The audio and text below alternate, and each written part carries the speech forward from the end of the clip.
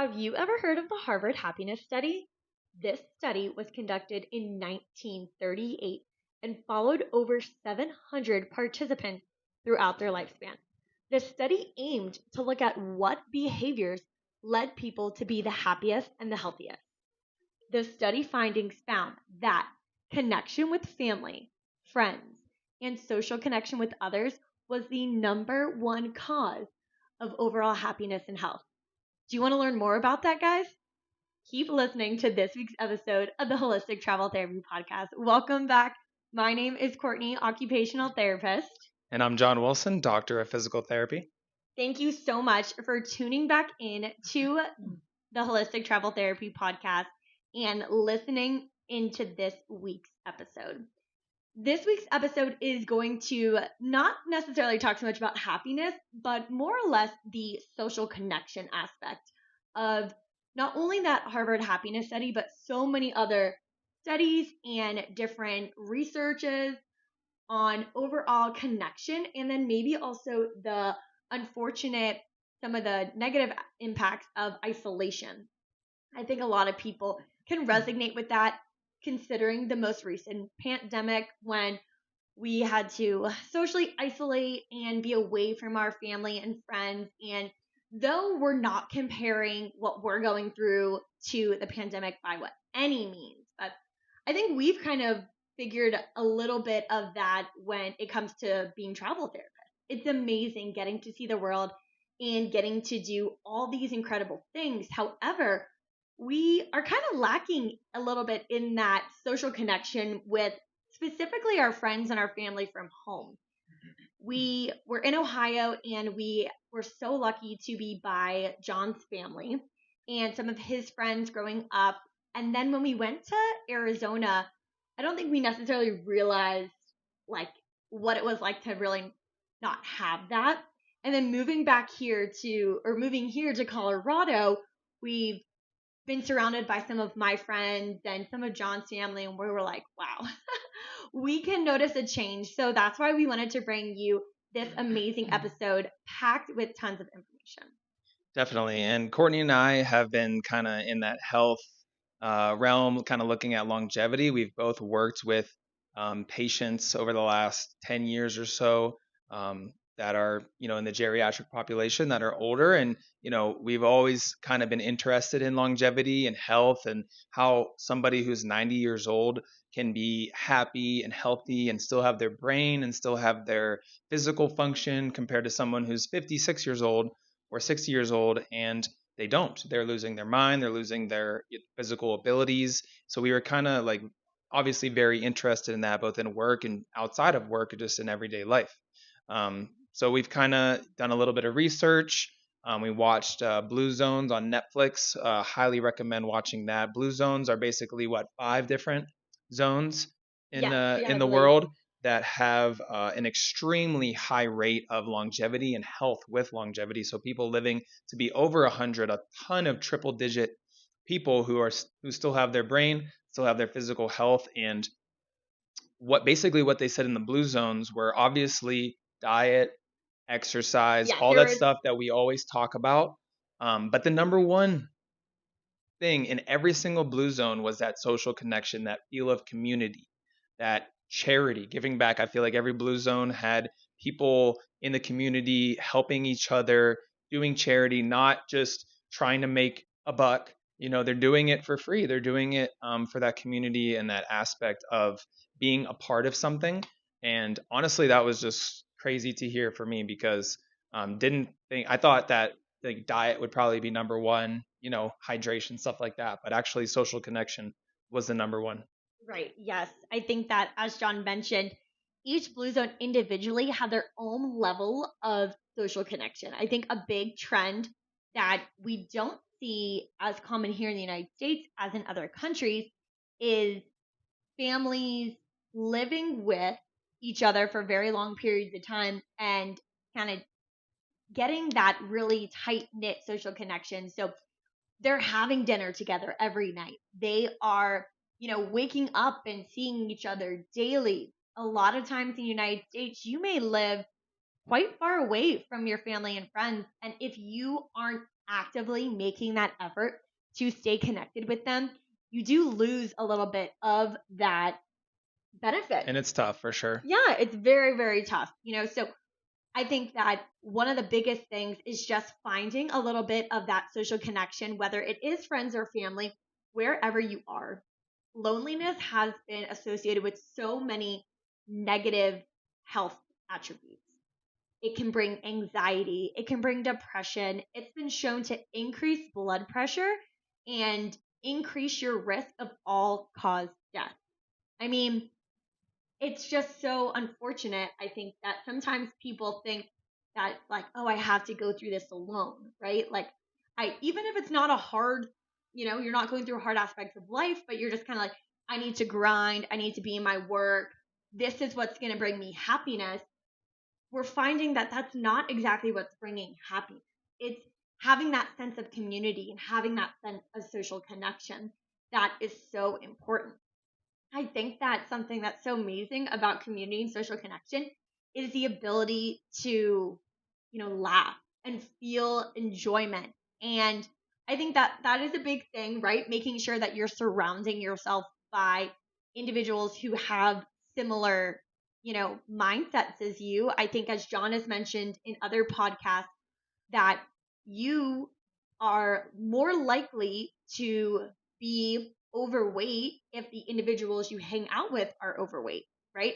So making sure as well that you are surrounding yourselves with people who have similar interests as you, or maybe interests that you can nullify.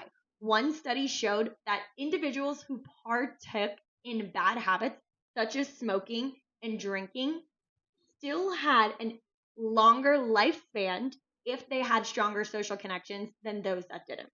Wow. Yeah, so it's really important to have that sense of community and that sense of, social connectedness. And I think, unfortunately, now in a world where social media is so prevalent, that it's almost sometimes taking, replacing that real social connection. Definitely. And I think you made a great point where you want to surround yourself with people who have the same, I guess, kind of mentality as you as far as like health and wellness. Obviously, if you have friends who make a lot of poor decisions, like, hopefully the communication is there where you're close enough to them to have that talk. We don't want anybody kind of going down a road of bad decision after bad decision. Obviously, it's okay to have a drink every now and then, or, make eat some sugary foods every now and then. But I think that community aspect, along with, doing stuff with people, like going on a hike or doing different things, rather than, surrounding yourself with people who might not have the best interest, in yourself. So you want to make sure. It's a little bit of a balance, right? Like, if you do have friends that maybe don't partake in the best of habits, we're not saying completely cut them out unless you feel, it's up to you. If you feel like this is your wake up call. It depends. Right. But we're not saying that. We're saying that having that social connection, whether it's finding a middle ground. So if maybe your friends are like, the last thing they want to do is go on a hike, but maybe they'd be more inclined to walk around downtown and check out different bars or restaurants. You don't have to drink at every single one, right? But now you're kind of meeting people in the middle where you can maybe enjoy their company. You can maybe say, hey, let's go check out this place where you can play games and not, either A, completely be like, hey, if they're not going to do what I want to do, I'm going to cut them out, but also not completely maybe partake in things that you don't necessarily want to partake in. Definitely. And for example, my thing is basketball. I've talked about it before, and it's just crazy how much better I feel after getting a workout of pickup basketball or a league basketball game with people that I know, my friends. In Phoenix, I had a few friends there that, when we would play basketball Friday nights afterwards, I would just be, feeling on top of the world, versus going and doing a basketball workout by myself, which is basically the same thing. I'm sprinting up and down the court, I'm getting that blood pumping, I'm getting that, the dopamine and serotonin, fired, but it's just not the same, Right. And the reason is because of that social connection, which kind of leads me into that next blue zone point that I was talking about, where the one in California, I forget exactly where it is, but their big thing was pickleball. So I think pickleball is obviously kind of skyrocketing, kind of taking over everywhere, but they had that community. They would go play pickleball together. They would laugh during it. They would play hard during it to get a workout. Afterwards, they're gonna hang out. They're gonna have they're gonna have a drink, and those people were living to be 90, still out there playing pickleball at 90 years old. Right. That's what's so amazing is that you can define social connection for yourself and what it means to you and how it aligns with your values and overall trajectory for life. What we're coming here to tell you guys, though, is that it is so important that you find some level of social connection. Families that eat together have a decreased risk of all chronic diseases. And I think, unfortunately, some people aren't just doing that anymore. It's hard. You have busy schedules.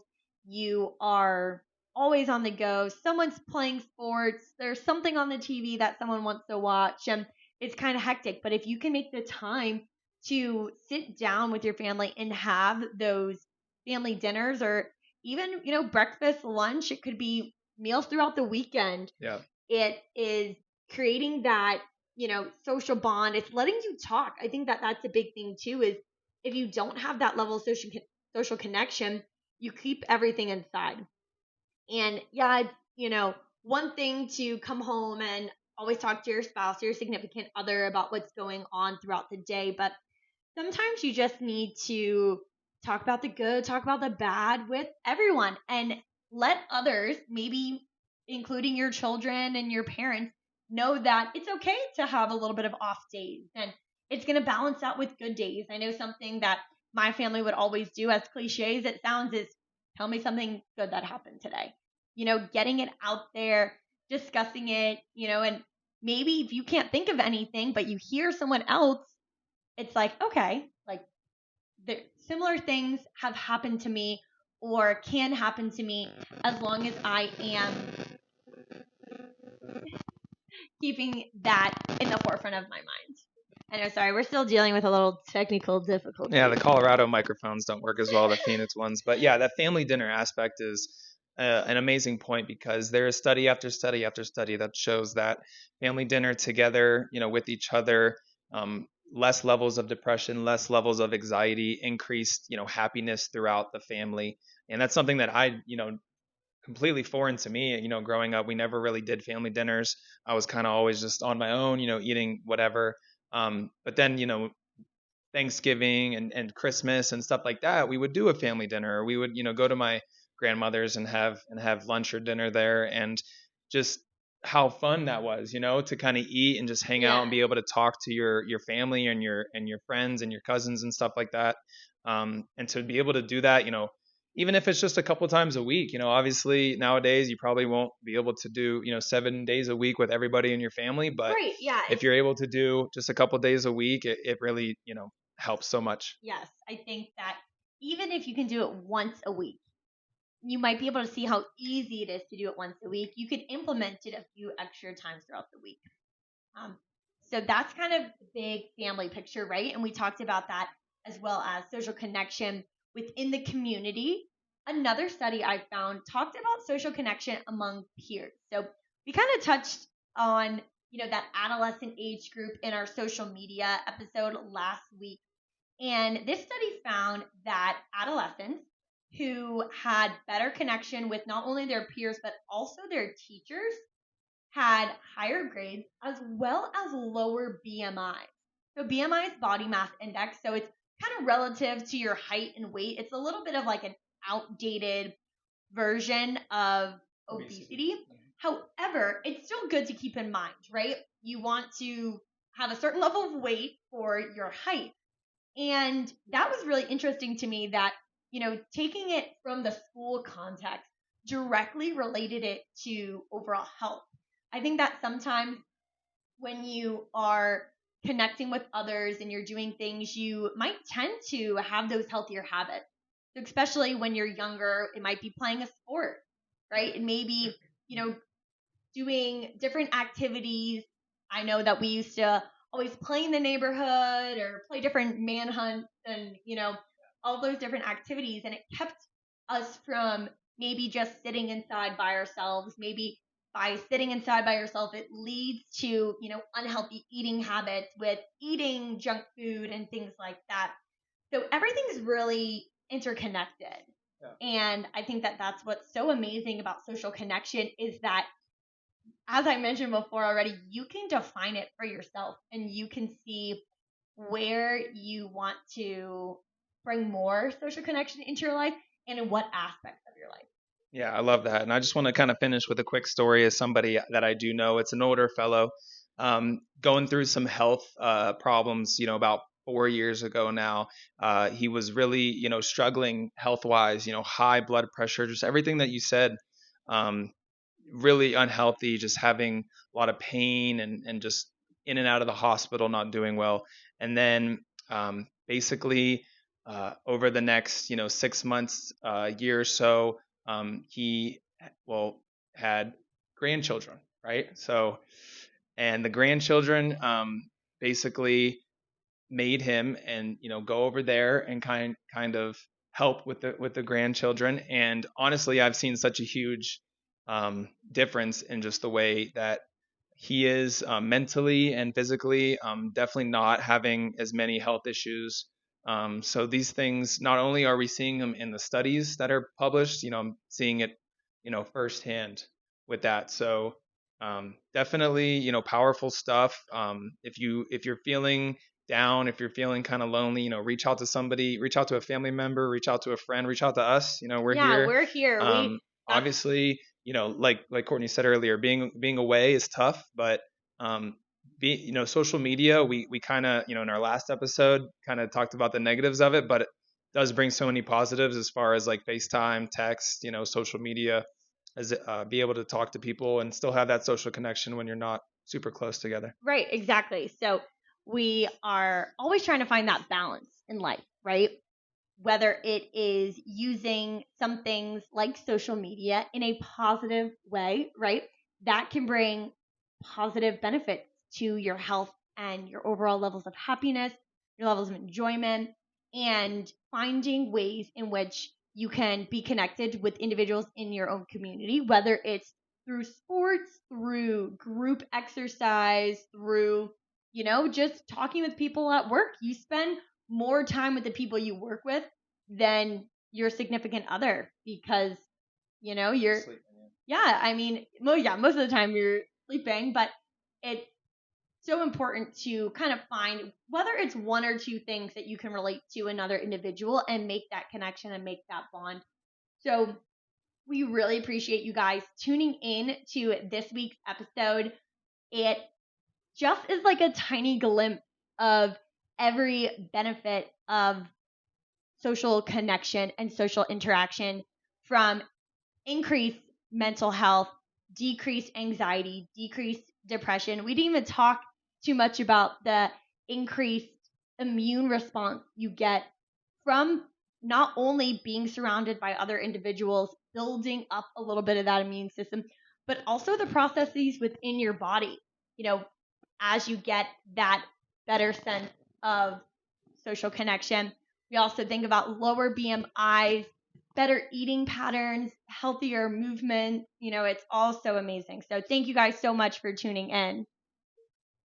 We can't wait to come to you with next week's episode. As always, if you have any questions, comments, concerns, please don't hesitate to let us know. What's our challenge this week, Jon? Challenge is to reach out to somebody close to you, someone that cares about you or that you care about them, and just kind of see how they're doing. Like Courtney said, maybe ask them what one good thing that happened today, one thing that you learned today, growing up as an elementary school kid, hey, what's one thing that you learned in school today? We can continue to do that even into our adult lives. So just reach out to somebody, make a connection. Not super easy all the time, but especially, the older you get, the less, you really want to sometimes, but reach out. You'll definitely feel the benefits. Thank you guys so much for tuning in, and we will see you next week. Peace.